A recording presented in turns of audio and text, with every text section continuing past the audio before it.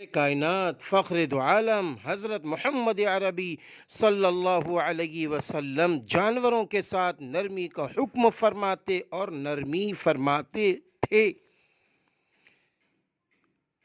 حضرت ابن عباس رضی اللہ عنہ راوی ہیں کہ ایک شخص نے ایک بکری زمین میں ذبح کرنے کے لیے لٹائی، اس کے بعد چھری تیز کرنا شروع کیا۔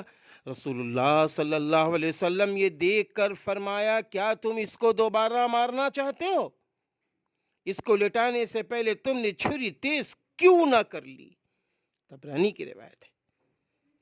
اسی طرح حضور پاک صلی اللہ علیہ وسلم بے زبان جانوروں کے ساتھ نرمی بھی فرماتے اور نرمی کا حکم بھی کرتے۔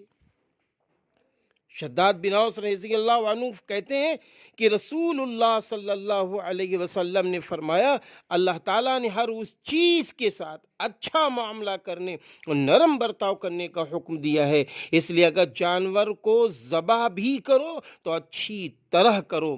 تم میں جو ذبح کرنے جا رہا ہو وہ اپنی چھری پہلے سے تیار کر لے، یعنی چھری تیز کر لے اور اس کو اس کے منہ کے سامنے نہ کرے، تاکہ جانور یہ دیکھ کر پہلے سے پریشان نہ ہو، وہ اپنے ذبیحہ کو آرام دے۔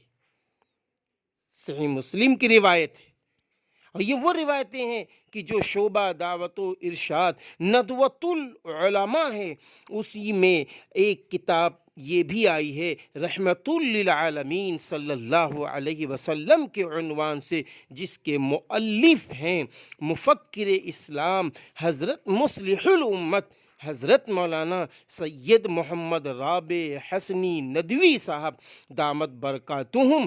آپ نے ان حدیثوں کو اکٹھا کیا ہے اور آپ نے فرمایا ہے، یہ روایت وہیں سے میں نے لی ہے۔ حضرت ابن مسعود رضی اللہ عنہ بیان کرتے ہیں کہ ہم لوگ رسول اللہ صلی اللہ علیہ وسلم کے ساتھ ایک سفر میں تھے۔ آپ صلی اللہ علیہ وسلم ایک ضرورت کے لیے وہاں سے تھوڑی دیر کے لیے تشریف لے گئے۔ اس درمیان ہم نے ایک چھوٹی چڑیا دیکھی، اس کے ساتھ اس کے 2 بچے تھے۔ ہم نے دونوں بچے پکڑ لیے۔ وہ یہ دیکھ کر اپنے پروں کو پھڑپھڑانے لگی۔ آپ صلی اللہ علیہ وسلم تشریف لائے اور پوچھا، کس نے اس کے بچے چھین کر اس کو تکلیف پہنچائی ہے؟ پھر آپ صلی اللہ علیہ وسلم نے حکم دیا، اس کے بچے واپس کر دو، اور وہاں ہم نے چیونٹیوں کی ایک آبادی دیکھی اور اس کو جلا دیا۔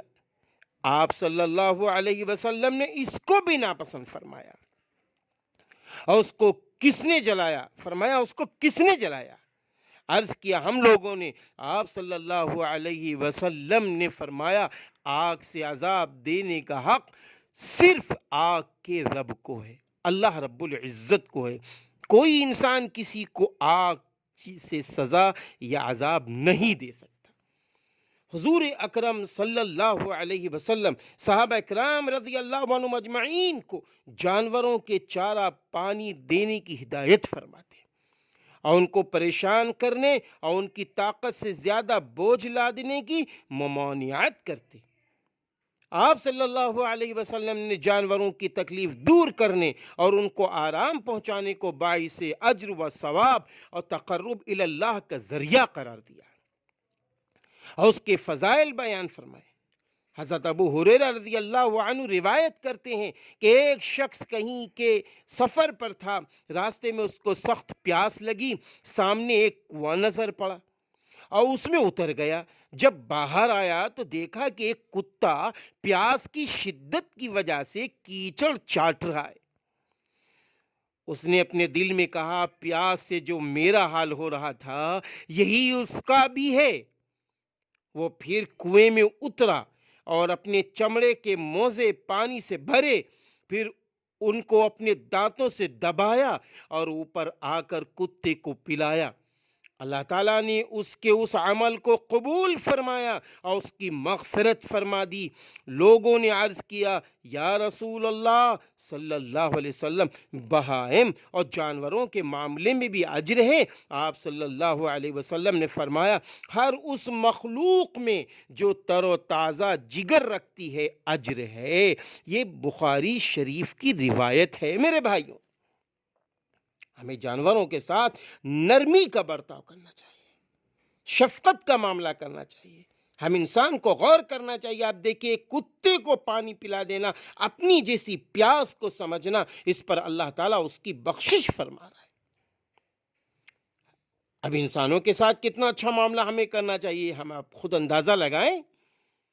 حضرت عبداللہ بن عمر رضی اللہ عنہ راوی ہیں، رسول اللہ صلی اللہ علیہ وسلم نے بیان فرمایا ایک عورت کو صرف اس بات پر عذاب دیا گیا کہ اس نے اپنی بلی کو کھانا پانی نہیں دیا اور نہ اس کو چھوڑا، وہ حشرات الارض ہی سے اپنا پیٹ بھر لے. امام نووی رحمہ اللہ نے یہ روایت کی ہے مسلم. اب بتائیے میرے بھائیوں، آج کتنا ایسا ہو رہا ہے، جانور ہم پال لیتے ہیں، ان کی طرف ہماری نظر بھی نہیں جاتی، توجہ بھی نہیں ہوتی کہ اس کا صبح کے کھانے کا انتظام کیا ہے، دوپہر کے کھانے کا انتظام کیا ہے، رات کے کھانے کا انتظام کیا ہے، اس کے پانی کا انتظام کیا ہے. اسی طرح حضرت سہل بن عمرو رضی اللہ عنہ روایت کرتے ہیں کہ رسول اللہ صلی اللہ علیہ وسلم کا گزر ایک ایسے اونٹ پر ہوا، ذرا غور سے سننا، جس کی پیٹھ لاغری کی وجہ سے اس کے پیٹ سے لگ گئی تھی. آپ صلی اللہ علیہ وسلم نے رحمت للعالمین نے فرمایا ان بے زبان جانوروں کے معاملے میں اللہ سے خوف کرو، ان پر سواری کرو تو نرم طریقے سے، ان کا گوشت استعمال کرنے کے لیے ان کو ذبح کرو تو اس حالت میں کہ وہ صحت مند ہو. سنن ابو داؤد کی یہ روایت ہے. ذرا غور تو کرو، ایسے رحمت للعالمین نبی. حضرت ابو ہریرہ رضی اللہ عنہ راوی ہیں کہ حضور صلی اللہ علیہ وسلم نے فرمایا اگر تم کسی سرسبز جگہ جاؤ تو اونٹوں کو زمین پر ان کے حق سے محروم نہ کرو.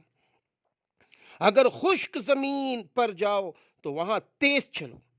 رات کو پڑاؤ ڈالنا ہو تو راستے پر نہ ڈالو، اس لیے کہ وہاں جانوروں کی آمد رہتی ہے اور کیڑے مکوڑے وہاں پناہ لیتے ہیں. یہ صحیح مسلم کی روایت ہے. یہ ہیں رحمت للعالمین صلی اللہ علیہ وسلم، ساری انسانیت کے نبی حضرت محمد عربی صلی اللہ علیہ وسلم کے یہ ارشادات ہیں. ان ارشادات کی روشنی میں ہم جانوروں کے ساتھ معاملہ کریں ورنہ اللہ کے وہاں اس کی گرفت ہوگی.